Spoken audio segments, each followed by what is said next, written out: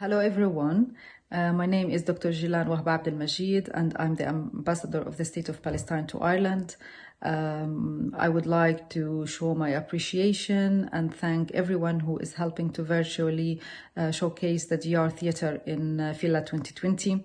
I'm looking forward to seeing your show, which I'm sure that it will demonstrate that our resistance against the Israeli occupation can be reflected through a different lens, one of art and dance. I'm sure that it will be a strong message of resilience.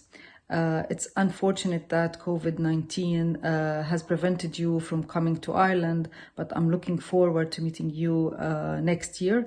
I'm very happy that this year performances will go despite the circumstances, and I'm also looking forward to seeing the Palestinian rapper from Gaza, Hamsi Abdul. I wish both for performances every success and best of luck. DR Theatre, Abdul, I'm so excited to seeing your production on August. بانتظاركم عبدول وفرقة ديار بالشو تبعكم بأوغست بفيلا 2020. بتمنى لكم التوفيق. أنا كتير براود إنه يكون عنا فن بمثل هذا الفن اللي بتقدموه، يعكس ثقافتنا ويعكس حضارة شعبنا الفلسطيني بوجه آخر من المقاومة الفلسطينية للاحتلال الإسرائيلي. بتمنى لكم التوفيق وفي انتظار إني أشوفكم. باي باي.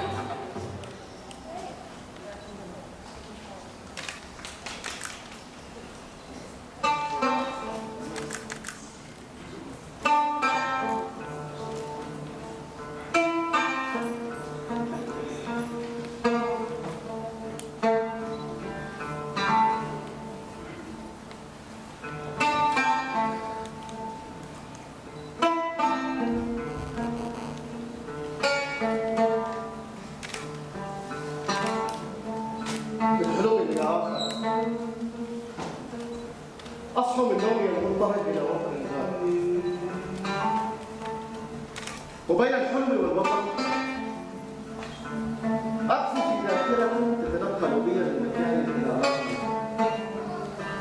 ذاكرة لأخرى كأنه اشتياق للذاكرة.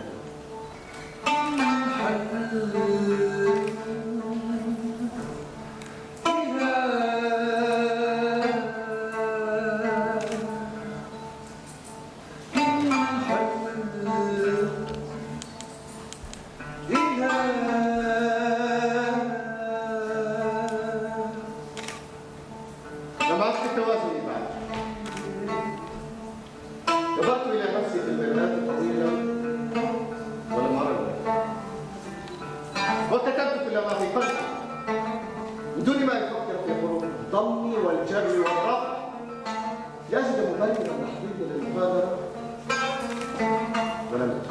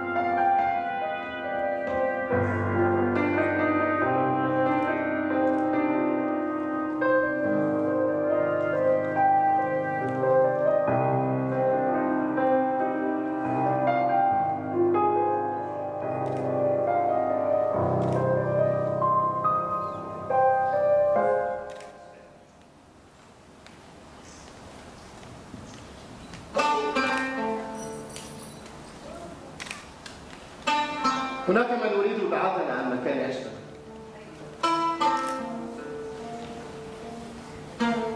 هناك من يحاول سرقة الراوي والرواية. هناك أحد منهم يريد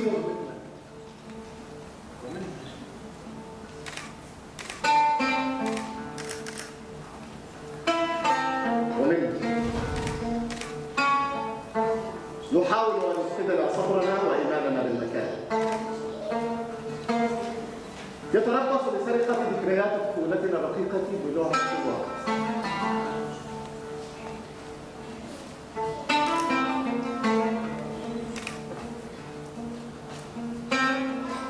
يراهنون على مغادرتنا أو إبقائنا صامتين أبدا. وطني سامحني، أنا لا أعرف يافا ولا قندسة. احتل ذاكرتي ولم أعد أفكر إلا بالطعام والمأوى. هناك جدتي حدثتني عن قريتها وعن أول الحروب مع القوميين الجدد، لكن خيرتي كانت تكون دائما أبدا.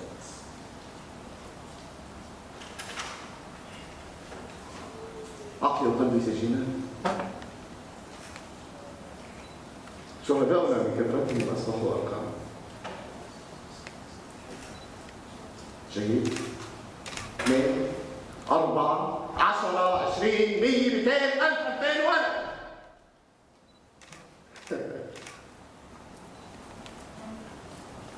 أنا كنت لا أحس بسيطة. مش حاسس، أو بالأحرى مش قادر أحس. أنت فهمني، كيف بقدر أحس وصار همي الوحيد إني أدفي بيت الله؟ مش ذات الله. تعرف؟ أن تشعر بأنك خارج المكان وأنت في غرفة في الداخل.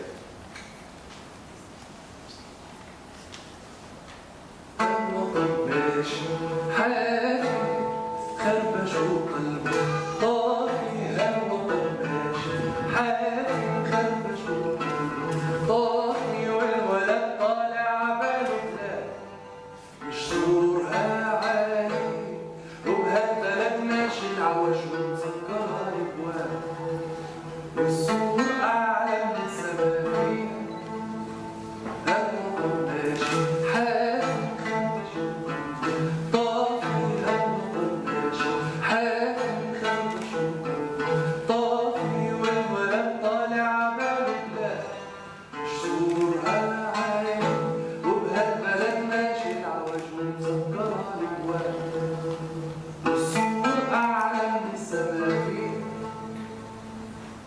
المطبش أعلى السنة فيها.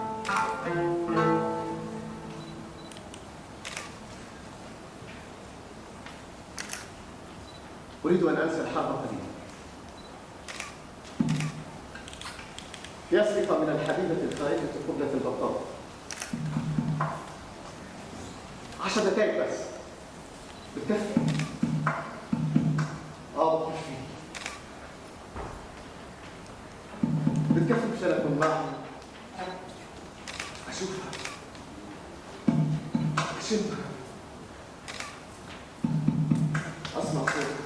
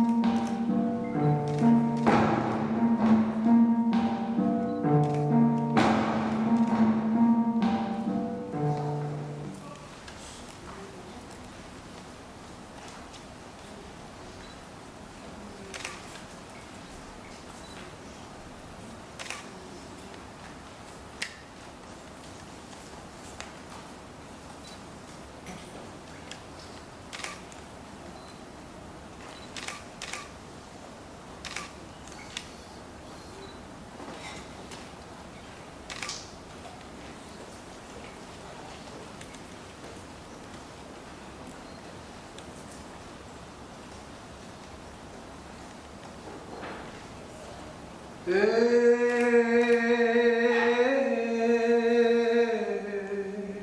الأحلام ليست البديهة.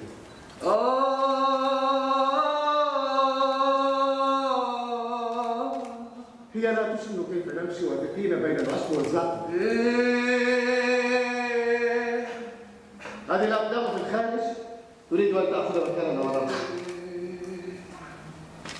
رائحته في كل مكان، ورائحة الرحيل القادم تفتن منا.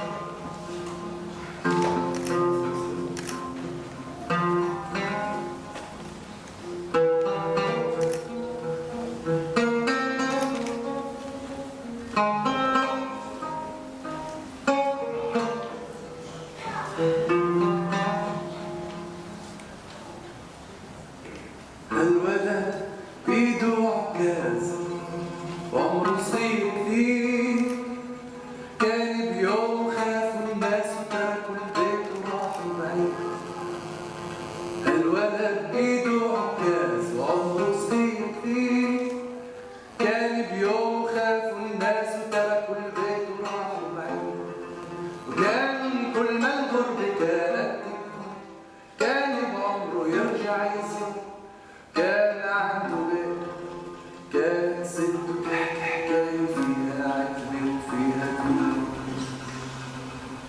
الولد بيده عكاز عمره صغير كتير، كان بيوم خافوا الناس وتركوا البيت وراحوا بعيد. وكان كل ما الغربة كانت تكبر كان بعمره يرجع يزور. كان عنده بيت كانت سته تحكي حكاية فيها عتبة وفيها كبير.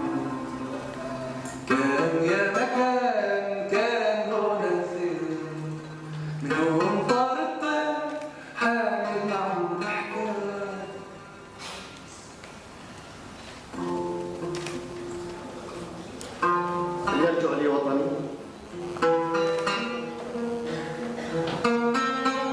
هل ترجع لي طفولتي؟ قل لي، هل يفرغ الوطن من معناه حين يكون عاجزا عن الحلم؟ انت بتعرف شو يعني حلم؟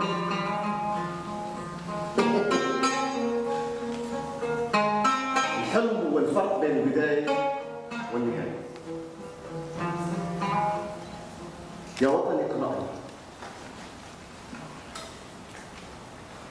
يا وطني اقرأني على فاتورة الماء، على عداد الكهرباء، على البنزين الصاعد. يا وطني اقرأني إن كنت تعرف القراءة. أرجوك اقرأ صمتي وضعفي، فأنت لا تحتاج مكبر لرؤيتي. يعني لعلك تراني في تفاصيل البلاد، في وجوه العباد، في كل ما تبقى لنا من الحب، في كل زيت وزعتر. يا أخي أرجوك، أرجوك أن تجيد في الملامح، انظر جيدا في السواد تحت العينين. الشيء المتكاتف حديثا في رأسي، غياب المتكاتف. يا وطني لا تقرأ شيئا، لا تقرأ الغنبات. في داخلي طفل يحلم، في داخلي طفل يضحك، ينمو، يتغير، يتساءل، يتأمل، يلهو، يلعب، يدرس، يبكي، يصغي، ينام. في داخلي طفل في غناء.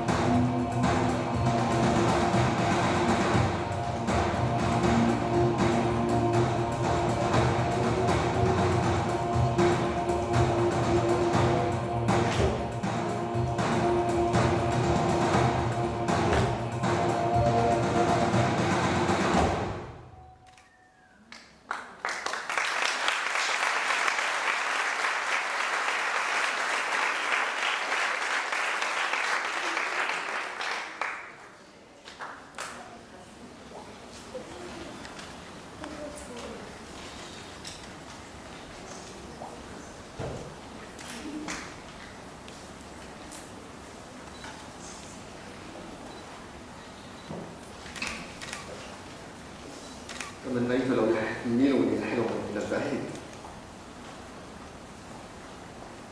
لمكان أبتعد فيها عن كل شيء، إلى مدينة لا خوف فيها ولا احتلال،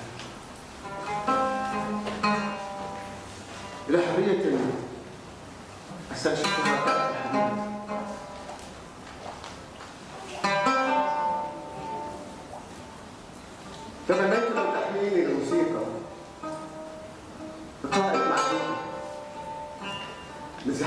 الأشخاص.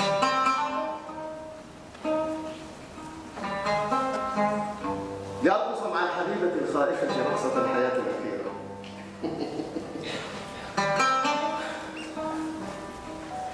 سألامسها بكل ما لدي من ذنوب، خوفا من أن يرانا القناصون ولا لا يريدون منا أن نتعلم الرقص. أريد أن أرقص لآخر مرة، وأحب لآخر مرة، وأشتم رائحتها لآخر مرة.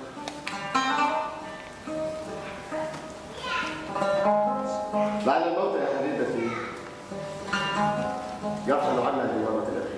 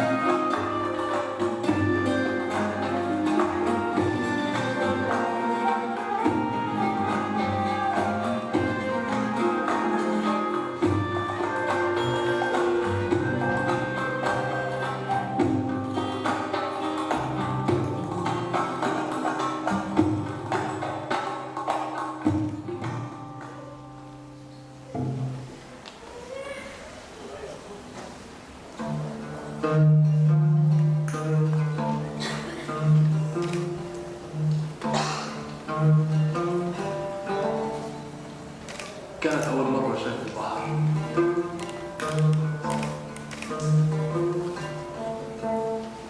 شاف البحر مجنون، حورية بتنادي بدها يركب الموجة. بالموجة إلها جناح بتعلى فيك وبتطير وبتحمل خوفك يا ولد. وانحبتك بنت البحر الغايب عن أصحابه، وحنيت تركب الموج ويرجع من غيابه. من عكب العصور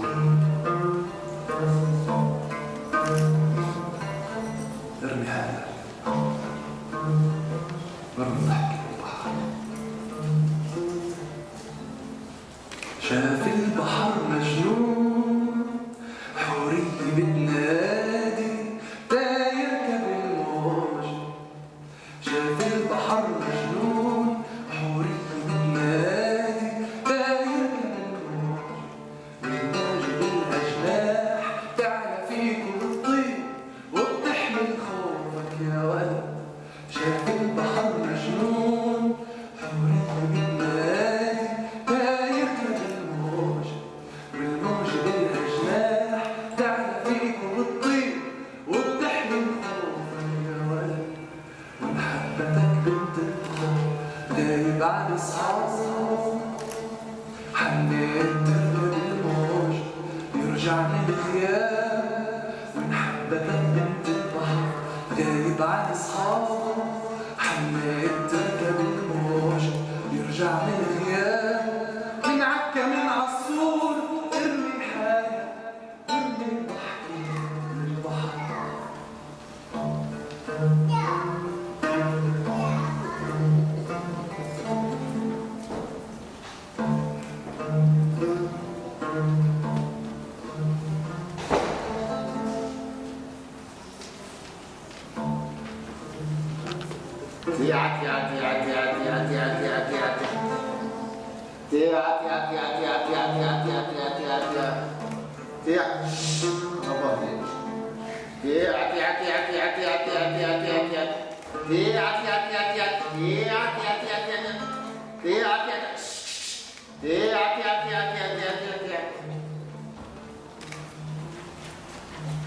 الدجاجة في كل مكان حولي.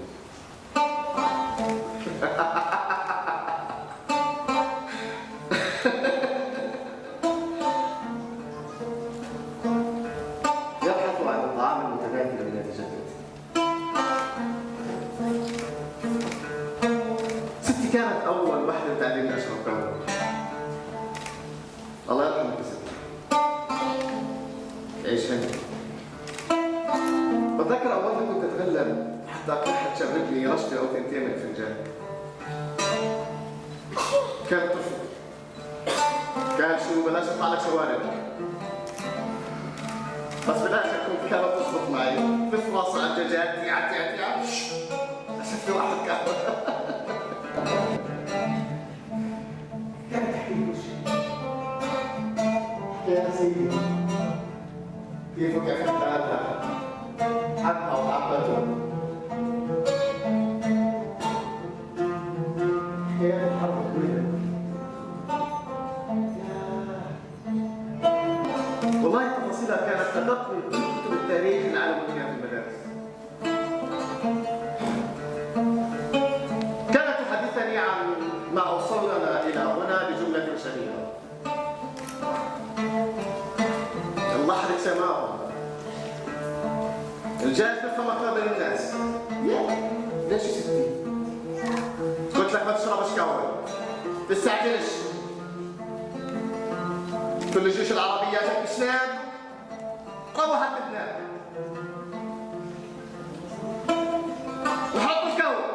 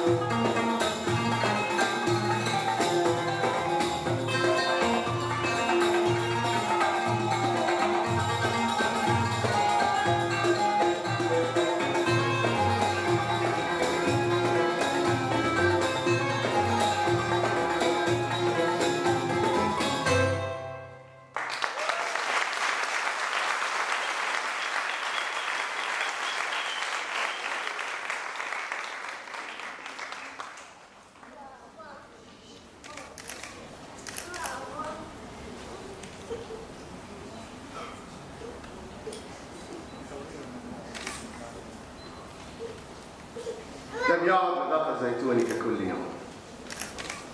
اليوم مختلف.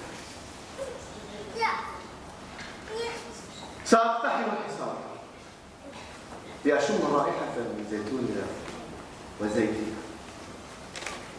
سأمسك الزيت حينها وأسكبه فوق رأسي ليصطحب معي لآخر مرة رائحة من زيتوننا وترابنا. هذا الزيتون هنا ليس شجرة فقط. هذا الزيتون هنا ليس شجرا فقط ولا حجرا ولا بشر. فلا تقطعه من شجرة.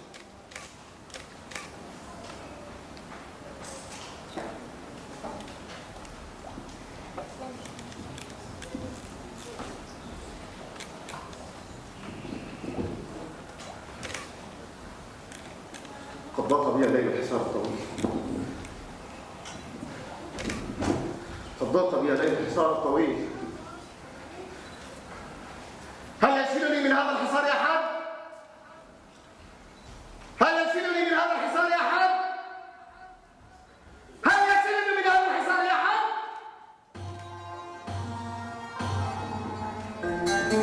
سأتخيل حينها انتصار المدينة على أعدائها، وسنقيم عرسا للمدينة المحررة وحضور نساء مدينتنا الجميلات ورجالها المنتصرين.